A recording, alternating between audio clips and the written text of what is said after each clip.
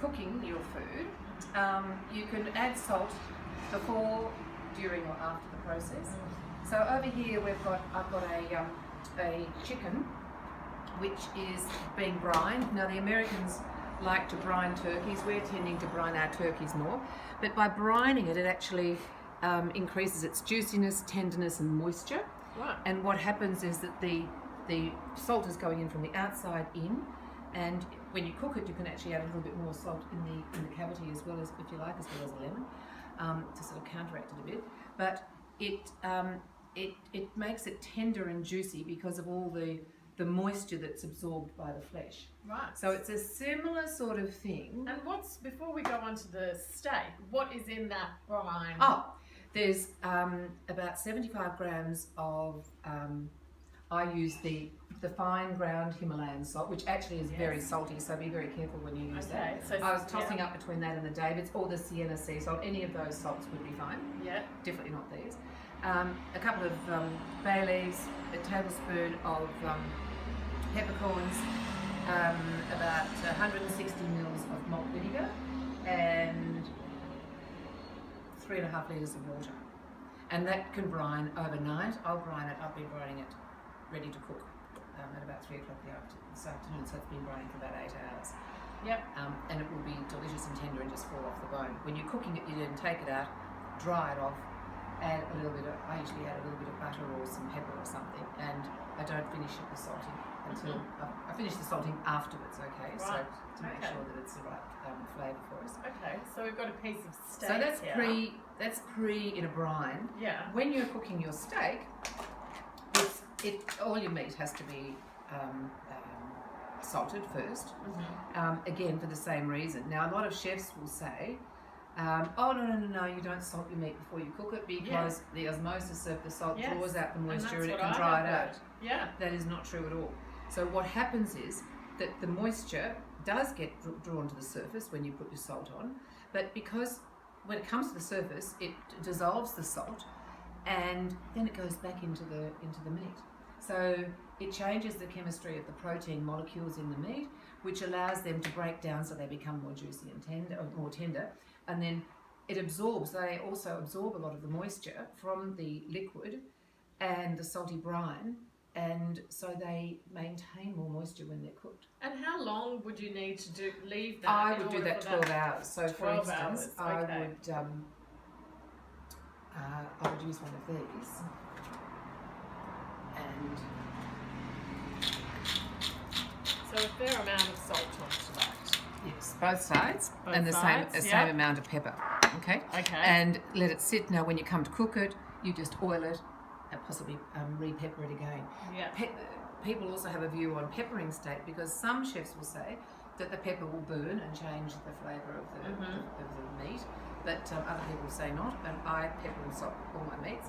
The tougher the meat, the further ahead you should salt it, so you can salt it 24 hours in advance because it takes longer for the process of tenderising to go on.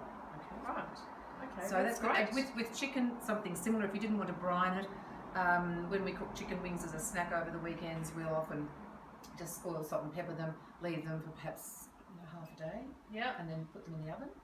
They have to be refrigerated, or they have to be brought back to room temperature when you're ready to cook them. Okay. And with fish, though, you take very little. You don't salt very much before, other than about 10 to 15 minutes, because they're so delicate. Okay. So that's your pre-salting. Then you can salt during the process of your food, but you have to be careful when you're salting during the process, because if you're reducing the liquid reducing a sauce down, you don't want it to be too salty. So you have to be very, very careful with that. At the end is a good time to finish the salting process, not with the finishing salt, but with one of these salts. Yes. It's at the table that you use the finishing salts. Right. Okay. And we spoke about the beans. Oh yes.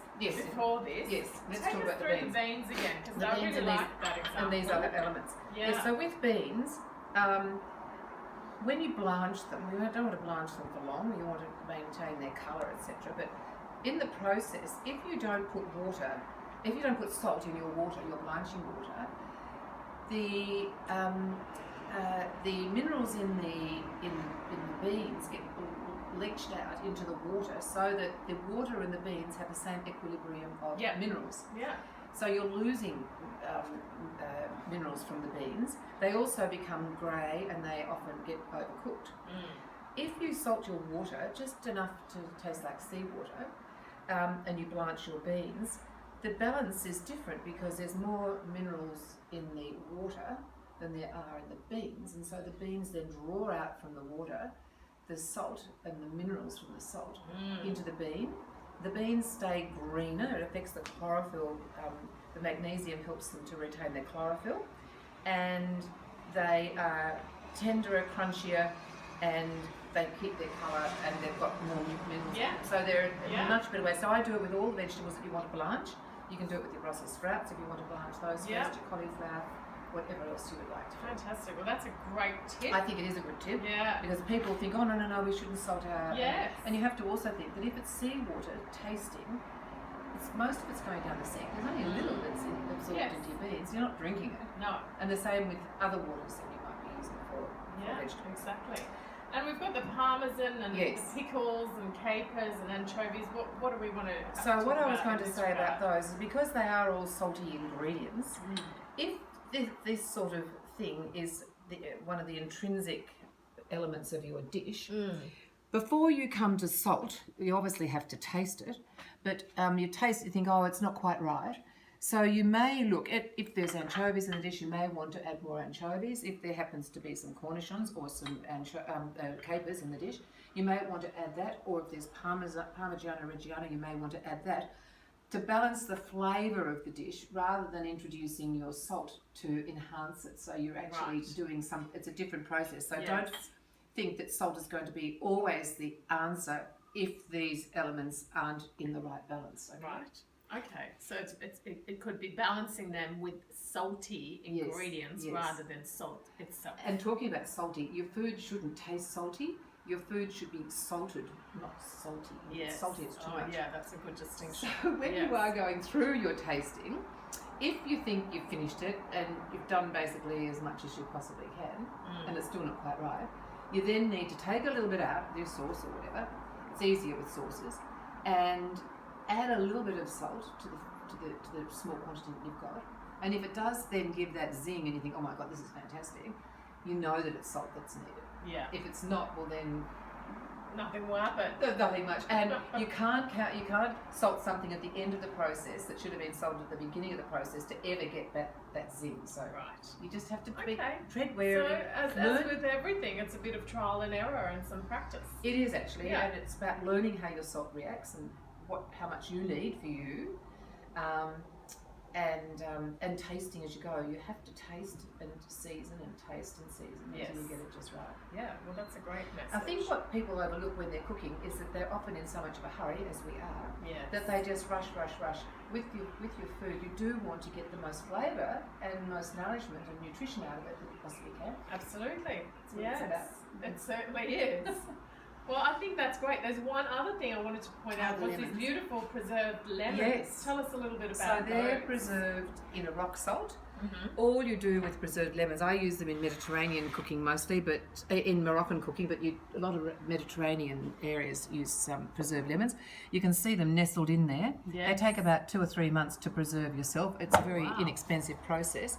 All you do is you just get your lemon with the nipple side down, do splits in it like so, open it up, stuff it with the rock salt, and whether it could be the Himalayan rock salt, and because Himalayan rock salt comes in white and pink, as you can see over there. And stuff it with your rock salt, fill up a little layer in the bottom of your jar, and push it down, and of course the process of osmosis, where the salt draws out the moisture from the lemon, does precisely that, and that's why that's wet, because that's just all natural juice from the lemons. And you can keep them like that for some months. They're very nice added to salads, the zest. You only use the zest. So when you take your lemon out after it's cured, you you take out the inside, you wash it because it's very salty. Take out the inside. You don't want any pith, no inside of the lemon. It's just the outside. Right. And you finely dice it and put it into salads. You can put it into stews, into casseroles, into anything. It's really quite delicious. Yes. And that's what I was going to say also, is that salt is a preservative. Not only is it for flavour, but you're preserving your lemons. It preserves fish like salted cod or gravlax and things like that, which is an interesting process in itself. Fantastic. Well, this has been great, and I hope you guys have picked up some tips and are inspired to go out and get yourselves some different salts and start playing around with them in your kitchen and bringing out better flavours and more benefits from your foods. So thank you very much. It has been wonderful once again, and we'll see you next time. Bye.